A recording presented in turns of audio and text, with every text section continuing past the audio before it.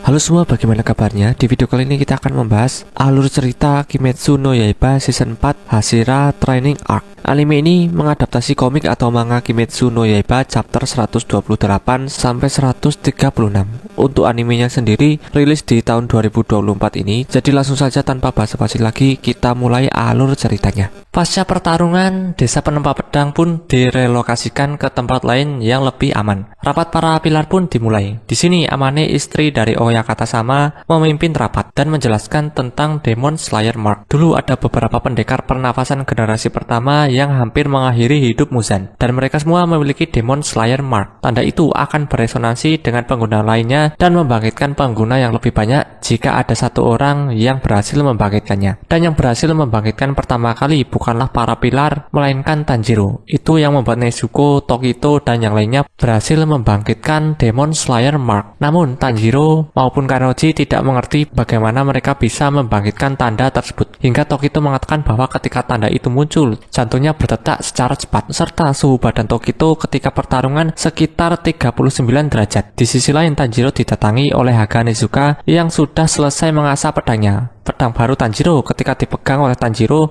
kepekatan warna hitamnya sangat berbeda dengan pedang-pedang yang sebelumnya. Haga Nezuka juga mengatakan bahwa besi yang digunakan sebagai bahan dasar pedang Nichirin tersebut terbilang sangat bagus. Bahkan di pedang itu hanya ada satu kata, yaitu Metsu, yang merupakan musnahkan. Sang pembuat pedang itu berniat mendedikasikan pedang tersebut untuk memusnahkan seluruh iblis. Pelatihan para pilar pun dimulai. Prioritas utama mereka adalah membangkitkan pengguna tanda atau Demon Slayer Mark sebanyak mungkin. Biasanya para pilar hanya melatih penerusnya. Selain harus mengamankan wilayah, mereka juga harus mencari info soal iblis dan juga melatih penerusnya. Di samping itu, mereka juga harus melatih diri mereka sendiri. Dalam sesi pelatihan pilar ini, Tengen melatih stamina dasar, Kanroji melatih kelenturan, Tokito melatih pergerakan cepat, Iguro melatih perbaikan jurus pedang, Sanemi mengayun tanpa henti, dan Gyome melatih otot. Ketika masih dalam masa penyembuhan pasca pertarungan, Tanjiro menerima tugas dari Oyakata Sama untuk bicara dengan Gyu dan menyuruhnya agar berhenti berpaling dari semua orang. Semua orang melakukan pelatihan kecuali Gyu. Tanjiro pun mendatangi Gyu dan mengajaknya bicara agar dia lebih terbuka. Namun belakangan diketahui bahwa ternyata Gyu tidak pernah menganggap bahwa dirinya adalah seorang pilar. Dia juga tidak pernah menganggap bahwa dirinya setara dengan para pilar yang lain, karena dia hanyalah orang yang beruntung dan berhasil lolos di seleksi akhir. Jadi Gyu dan Sabito keduanya adalah sahabat akrab. Mereka berdua sama-sama kehilangan keluarganya dan dilatih oleh Uro Kodaki. Namun Sabito mati di Gunung Wisteria itu.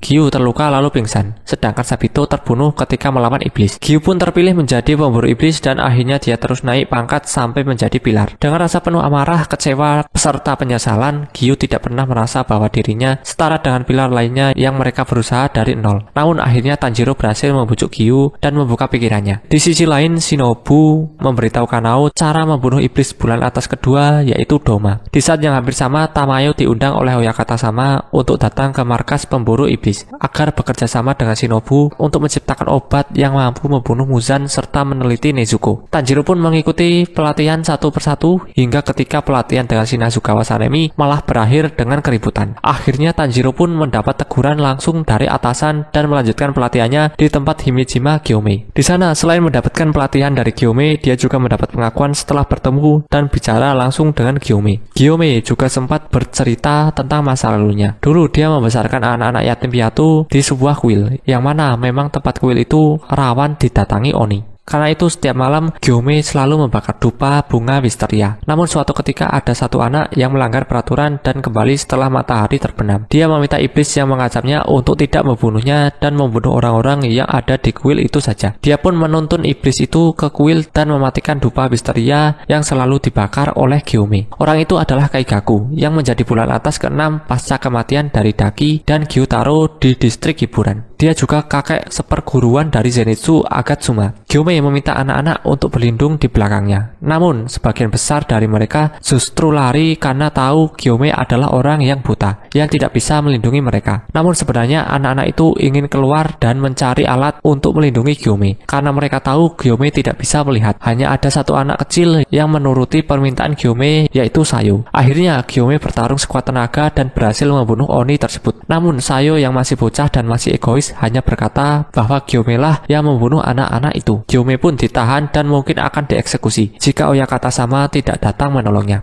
Tanjiro pun tersentuh mendengar cerita dari Gyome. Gyome pun mengatakan bahwa latihan yang dijalani Tanjiro sudah selesai. Tidak peduli bagaimana penilaian orang terhadap Tanjiro, Gyome sudah yakin dan percaya kepada Tanjiro setelah bertemu dan mendengar kisahnya secara langsung. Di sisi lain, Zenitsu mendapatkan surat tentang kematian kakeknya, sekaligus gurunya yaitu Jigoro Kuwajima yang mendengar bahwa muridnya Kaigaku berubah menjadi Oni. Di sisi lain, Muzan akhirnya berhasil menemukan markas pemburu iblis, meskipun dia tidak berhasil menemukan di mana Nezuko disembunyikan. Malam itu, setelah Sanemi dan Giyu melakukan sparring partner, Muzan datang ke tempat Kagaya Ubuya Shiki. Mereka berbicara. Salah satu yang terpenting adalah fakta bahwa Muzan dan Ubuya Shiki sebenarnya masih satu garis keturunan.